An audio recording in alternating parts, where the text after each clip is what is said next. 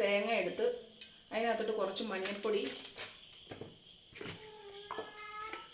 കുറച്ച് മുളക് പൊടി,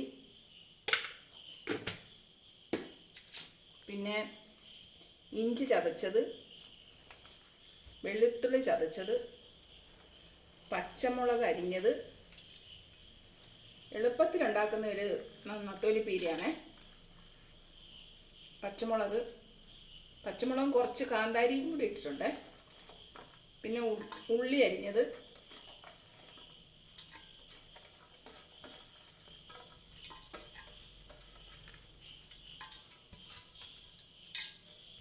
ഒരു തണ്ട് കരിയാപ്പില ഇത് ചെറുതായിട്ട് കീറിയിട്ട്,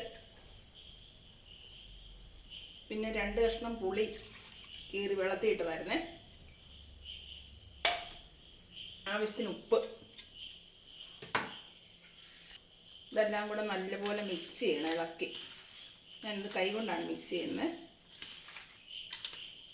നമ്മൾ സിമ്പിളായിട്ട് ഉണ്ടാക്കുന്നതാണിത്. പെട്ടെന്ന് ഉണ്ടാക്കാൻ പറ്റുന്ന ഒരു പീര കറിയാണ്.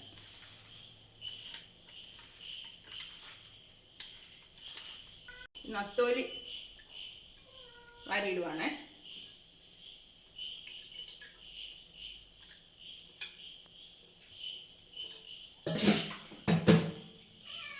എന്നിട്ട് നമ്മളിത് എല്ലാം കൂടെ മിക്സ് ചെയ്യുക.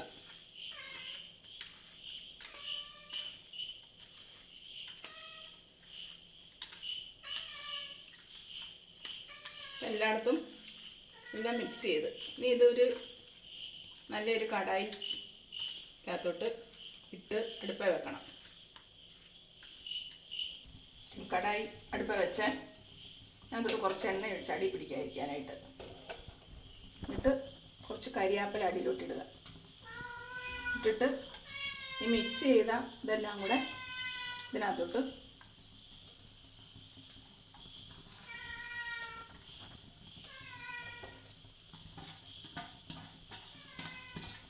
നമുക്ക് നല്ലപോലെ മൂടി വെച്ച് ചെറുതായിട്ട് ആവി കയറ്റി.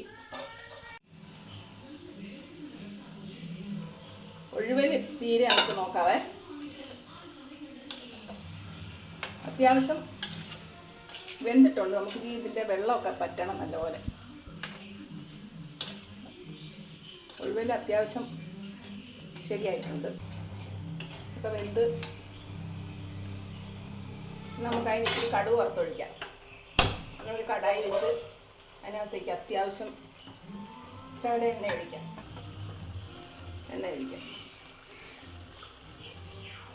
എണ്ണ ചൂടായി അതിൻ്റെ ഉലുവായിട്ട്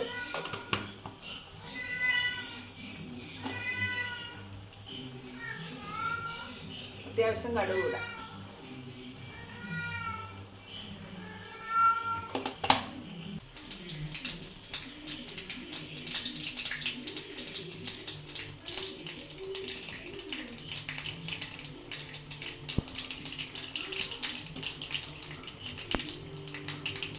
കടുക് ഉലുവായും പൊട്ടി കഴിയുമ്പം ഇച്ചിരി ഉള്ളി ഇടാം. ചെറിയ ഉള്ളിയാണ്.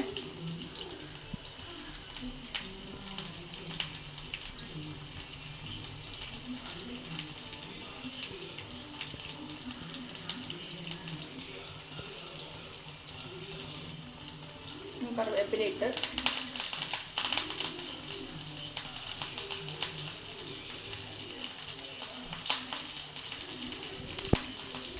രണ്ട് വറ്റൽമുളക്. ഇത് വറ്റൽമുളക് ഇട്ടാൽ നമുക്കൊന്ന് ചൂടാക്കാം.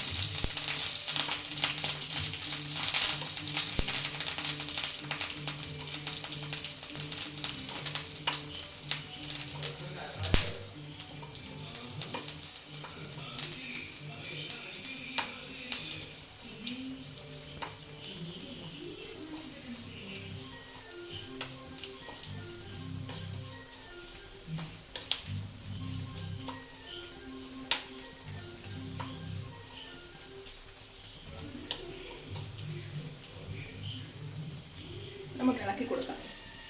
പൊടിഞ്ഞു പോകുക, അതുകൊണ്ട് പതുക്കെ വേണം നമ്മൾ ഇതൊന്ന്. ഇപ്പം വെള്ളം എല്ലാം വറ്റി എല്ലാം കറക്റ്റായിട്ടുണ്ട്. ഇപ്പം ഇത് മൂത്ത് കഴിയുമ്പോൾ ഇത് നമുക്ക് അതിനകത്തോട്ട് ഒഴിച്ച്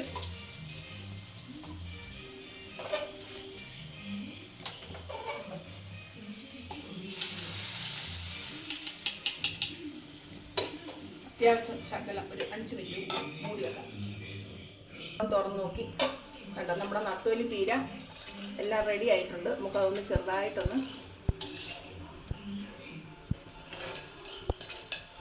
കണ്ടോ, എല്ലാം ശരിയായിട്ടുണ്ട്. നല്ല ടേസ്റ്റിയായ നത്തോലി പീരയാണ്. വളരെ എളുപ്പത്തിൽ തയ്യാറാക്കാൻ പറ്റുന്ന ഒരു റെസിപ്പിയാണത്. എല്ലാവരും ഒന്ന് ചെയ്ത് നോക്കുക. Thank you.